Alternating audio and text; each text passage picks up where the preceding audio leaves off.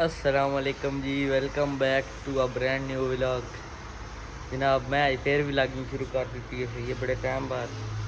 पहले यार दिल ही चढ़ गया यार सी तो पहले सही व्लॉग बनाता था, तो 5-6 महीने पहले कम बड़ा फिट है सही है। तो 2-3 महीने होकर बड़ी रूटीन ख़राब हो गई है। ठीक है ਹੁਣ जनाब रोटी शोटी खा के आए हैं असी तो शोरूम च बैठे हैं सही है। तो मैं कि यार जानी व्लॉग शुरू करा। पहले आए तो 4-5 महीने बड़ा कम फिट आई, हूँ बस 2-3 महीने हो गए बड़ा कम खराब है सही है। बहरहाल फिर जानी मैं आज जानी आख्या आज तो बाद अपना रूटीन चो भी व्लॉग शुरू करा। ठीक है लाजमी कोई दड़े हो होंगे जानी मेरे को 10-8 व्लॉग बने पे होंगे। ठीक है तो एडिटिंग हुई शेड्यूल च लगे रहते हैं यूट्यूब से। तो फिर मैं छड्डन पास जे नहीं, मेरा दिल ही नहीं करता।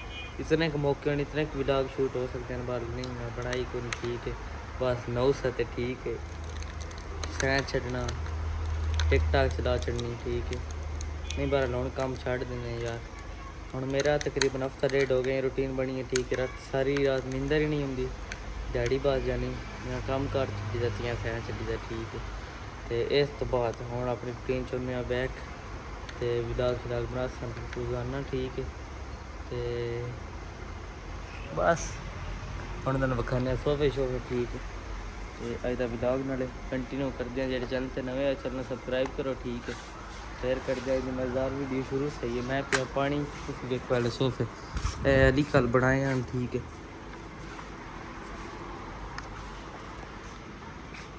चेक करो जनाब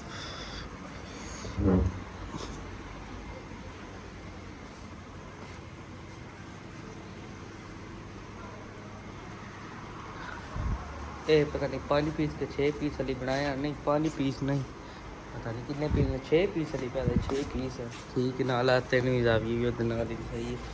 उस तो बाद ऐसा वा तुम अगे शायद व्लॉग च वेख्या हो पुराने में भी बड़े धड़े हो गए यार जिन्हें व्लॉग बनाई को नहीं मैं।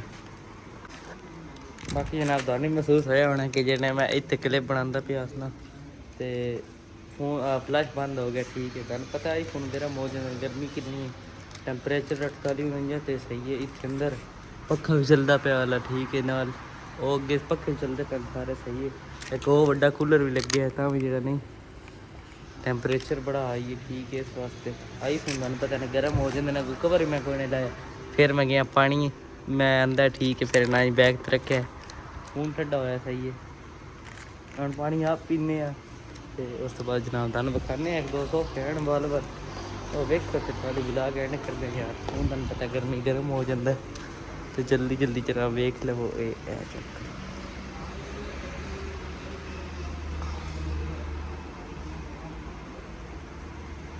ये जो व्लॉग श्लॉग को नहीं। ठीक है ये बस हम मैं करता पे अपनी रूटीन ठीक सही है।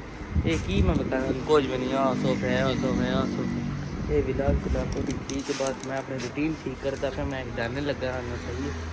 तो ये तो हूँ मैं बनाता पाया ना। ठीक है शामी जाकर एडिटिंग करा जैसी फिर पोस्ट कर फिर एक मेरा जेहन बनया रहा ध्यान बनया रहा सही है। तो व्लॉग प्रॉपर जो सच चाहते हो पाकिस्तान ही बन सन। ठीक है हूँ जदन तुर गया बाकी तुम आ वेख लो 1-2 सोफे हैं सही चेक करो। असी बनाया ही छुट्टियां तो पहले तोड़ दिख चेक करो जनाब। उस तो बाद ये भी छुट्टियां तो पहले मैं ही बनाया ये भी मैं ही बनाया छुट्टियां तो पहले जाने नहीं मैं बनाया सही है। मैं बनाया तुर्की। ठीक है कल अली बनाया है। उस तो बाद भी अली बनाया है सही है। यही व्लॉग ठीक है ये रूटीन है। 2-3 सोफे जेड़े तुम विखा चलनी सही है। उस बाद गर्मी बड़ी है ना कुछ खाने दिल करता है ना कोई काम करने दिल करता है बस पानी ठंडा लभदा रहे। ठीक है तो यही दिल करता है भाई पक्के शक्के ख्याल कोई नहीं काम करते। मैं स्क्रीन शॉट लैके विखाना टैंपरेचर कितना। ठीक है फोन हम दूजी बारी फिर गर्म हो गया फ्लैश ऑफ हो गया। ठीक है तो हूँ व्लॉग का एंड करते हैं। उम्मीद है चंगा लगा उस चंगा लगा तो मेरे चैनल सबसक्राइब करो।